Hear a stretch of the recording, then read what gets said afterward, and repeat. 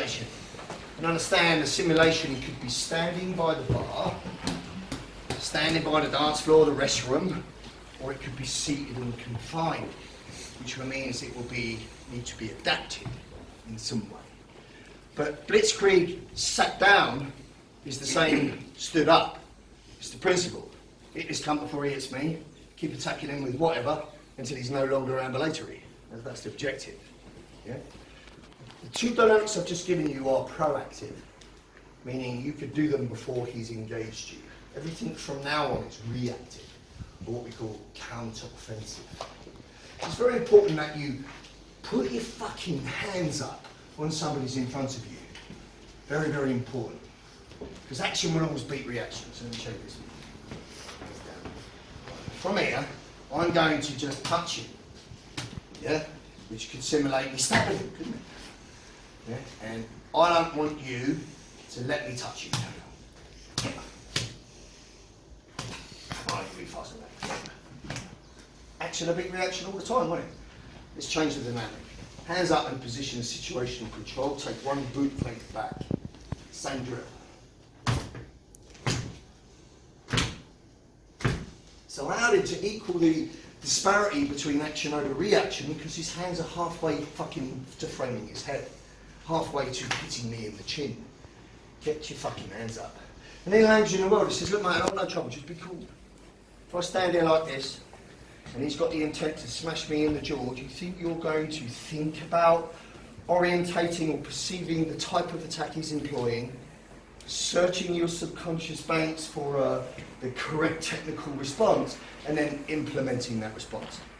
That's four things I've got to do. I've got to perceive, he's going to hit me. Then I've got to orientate. Is it straight? Is it hooked? Is it overhand? Is it uppercut? Is it left? Is it right? Then I've got to decide what kind of cover I need or block, and then I've got to implement the action. Four things I've got to do if I'm reacting to him. He's got one thing to do. Punch me in the head.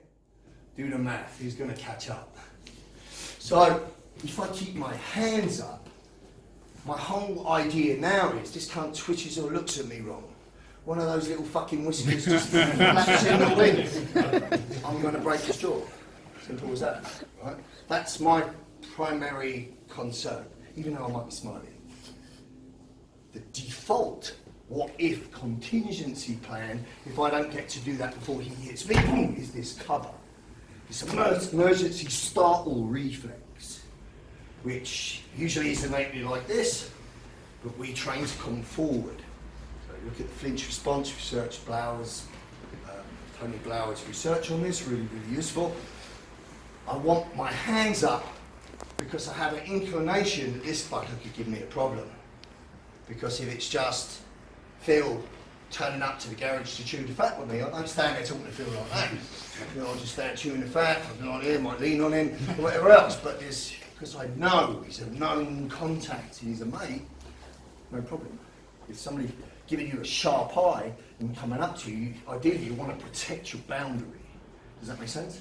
And this boundary will allow you to either preempt, or if he hits you first, he won't cover and then bring it back to you. Does that make sense? So this principle then is going to be cover, crash, counter. I want to give you it in a very, very simple form. Right? All he's going to do is he's going to throw a nice big shot to your head. What I want you to do is take one pad here, like so, and then one pad when he throws it, trajectory to the head. All you're going to do from this position is cover your head, framing this side as you drop your chin, and crash forward. The pad's there to protect him from getting impaled. Literally, from that shot, I'm going to grab him here, which would trigger a low feed. I'm putting one, two shots, put him down on the ground, stamp, and then I'm going to move. This is one example of cover, crash, counter. So he throws the shot, cover. I grab a hold of the side, I put in one or two knees, snatch him to the floor. Crush the ankle so he's got crawl to catch me, and then I'll leg it to the exterior. You understand? Can you show that for me? Throws the shot, first count, boost. You finish it up, two. Pad straight down. So you don't actually stand on his leg for training. The target will be the knee, the calf, or the Achilles tendon. It's a mobility structure kill. So understand, think in anatomical terms. So don't think of this person as matey who's got 3 brothers, big reputation, big scary guy.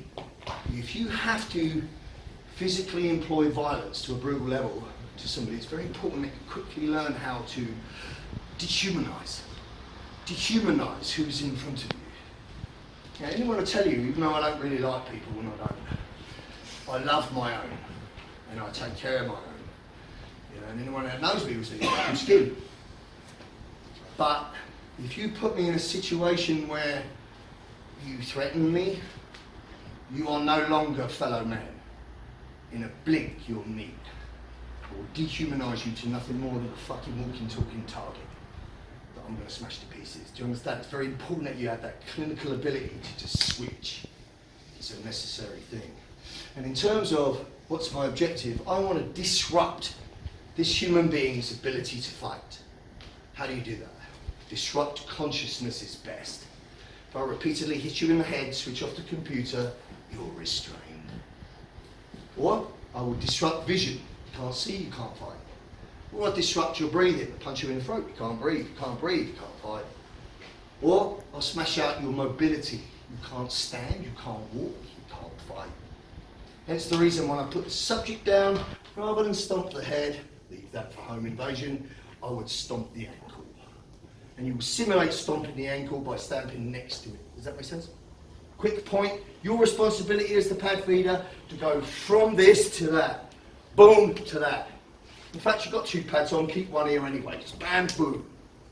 If you don't get the pad down in time, don't wait. Just assault, become assaultive. If you can't afford to pattern interrupt and wait for your partner to catch up. Catches one in the bollocks, he'll learn. You understand? Yeah. Right, so again, first count's going to be 1, cover and crash. Then 2, attach 2 knees, snap down, simulate stamp and fuck off. Got it? That's a really good example. So give me that now.